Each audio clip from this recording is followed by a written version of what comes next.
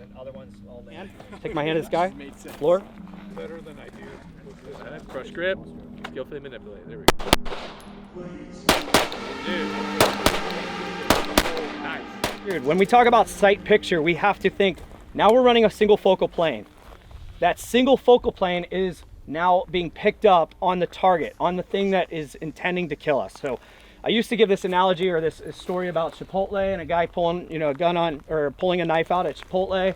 Now I'm going to talk to everyone in the room and just talk about a tiger. Everyone knows a tiger to be a deadly little kid that can kill all of us here out on the Levine's Range, right? So when we look at this range, it's probably what, 50 yards wide by 25 wide. And if a tiger came up about those blue barrels and I was like, oh fuck, that's a tiger, are you all still staring at me? No, because we've all identified something that can all take us out. That something is what can kill us. So when we are talking about sight picture, we can't just go create sight picture on people all the time to identify and align our sights. So to teach sight picture of guns presented on target, you have to justify the reason of gun being presented on target and articulate it, or else you go to jail, right? I can't as a civilian, you can't as a law enforcement officer, and you can't as a military service member just be pointing guns at people, all right? So we identify something that can kill us, we positively identify why it can kill us. It's a tiger. It's a fucking tiger. It can cover 50 yards very, very quickly. So now we observe that. We then PID it. It's a tiger. And we then start justifying why this is now going to come out of the holster, right? Just as anybody would watch criminal behavior turn into a guy trying to rob a convenience store, you're watching the behavior, so you've already PID'd subject of interest. That subject of interest turns into subject of deadly force. And you've articulated because he just drew a gun on another patron inside that convenience store. Where do you think he's taking it next? A reasonable, prudent person would say if he's using a gun on him, he will absolutely use a gun on me, and I'm going to defend myself, my family, inside that convenience store. And again, I'm living in a free state. For you guys, I feel bad for you, whether you're in law enforcement or as a civilian. Me, I'm going to draw, present, and I probably won't even give a verbal command. I'll shoot him dead. And that's just because a reasonable or prudent person would say you brought a gun in a convenience store with criminal intent to take a life if the immediate result of handing cash isn't given. And because of that, I'm going to gun you down, burn you down, because I got my family to protect inside this store. As a cop, it's all in what you can articulate in a court of law and prove in a court of law. And because of that experience, I now feel a lot more confident carrying a gun. And when I draw a gun on somebody, it only being for the reason I am going to take their life. It's not going to be for the reason of giving verbal commands to get compliance any longer. I'm not in law enforcement anymore. So think about that, my civilians. If you are pulling a gun on somebody to get compliance, you are fucked up. All right? It's a life or death response. It's deadly force. And that needs to be articulated after you have positively identified what. Then you give the why. Then I now present to target my sight picture and create alignment. Now the sight picture on a tiger. Think about it. Tiger's a pretty big kitten and it's roaming up there by the barrels. I observe it.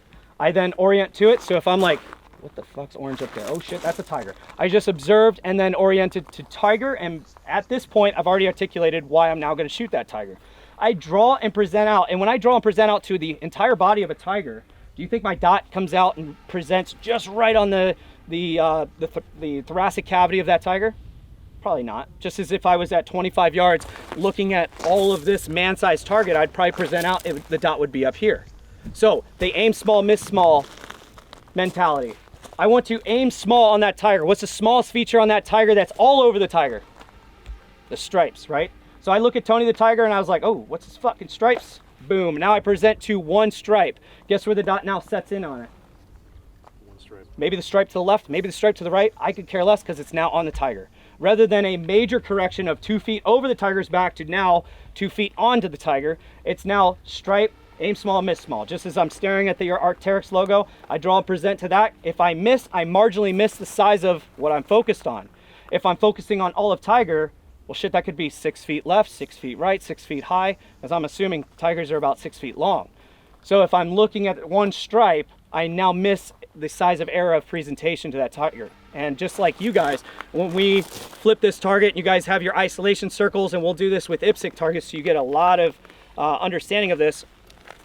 When I'm talking about at 25 yards, I said drive your eyes to the smallest feature that you can recognize a fist-sized group, which is the heart. Everyone can see the heart all the way back to 25 yards. So that's a fist-sized group. If you miss on presentation, the fist size high, fist size left, right, or down, you're still within the thoracic cavity of that target, meaning it's acceptable, you need to go clicking, right? So now we get into that single focal plane of view. My tiger is the only thing I'm focused on. It's what could kill me. That's what I'm articulating. Deadly force on. I now conduct deadly force on it, and now I can truly not commit perjury. I can truly raise my right hand and testify from start to finish of engagement why I continued to shoot the subject, why I continued to shoot that tiger.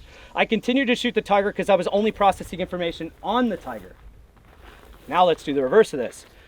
Officers running iron sights. Now they respond to an active domestic where the neighbor heard. The neighbors say, I'm gonna go get a gun and finish her off. Well, that's what she told to dispatch that she overheard, right? Game of telephone. So officers arrive on scene right in front of the house. They run up the driveway, slow, smooth as fast, combat glide up to the target, up to the problem. It's not a target, it's a problem to solve. And when they came up, and now they're problem solving on 3 focal planes of view. And why do I say 3 focal planes of view? You have a relationship of identification of target, then that's where you need to articulate the information. But instead, you have information right here. That's like me and Kevin having a conversation, but me staring at what? My front sight. Is Kevin blurry or is Kevin in focus? Kevin's blurry. We've all shot iron sights. We all know. So how much information, Kevin, go ahead and hold up a number. How much information can I get without taking my eyes off of my front sight and rear sight alignment? Probably limited. Very limited. I can only say that he's raising his right hand. Can't tell you the number. So that should be a very clear example and depiction of why we're moving to red dots. Why officers need to not commit perjury when they get into officer involved shooting and say, I shot that guy because I was able to identify that his criminal intent. You can definitely identify criminal intent and execute on criminal intent with iron sights. But guess where those sights can't be in order to positively identify and articulate why? Up in your fucking eyes, right? Because once they're up in your eye line, that's like having 3 relationships with 3 different women or 3 different men in 3 different area codes. You're constantly getting with them, breaking up with them, getting back with them. And because of that, you are now having to be tied up here. You are no longer as fast as somebody with a dot because they're just processing information on what intends to kill them and then crushing the information that they are processing. Simple as your Google Chrome, my cursor drives to Google Chrome. I'm not staring at the cursor driving it to Google Chrome. I drive my cursor straight to Google Chrome. And is it, when we are using our cursors on Google Chrome, guys, are we looking at a small feature on Google Chrome? We're probably just looking at the icon, driving the cursor to the icon, click.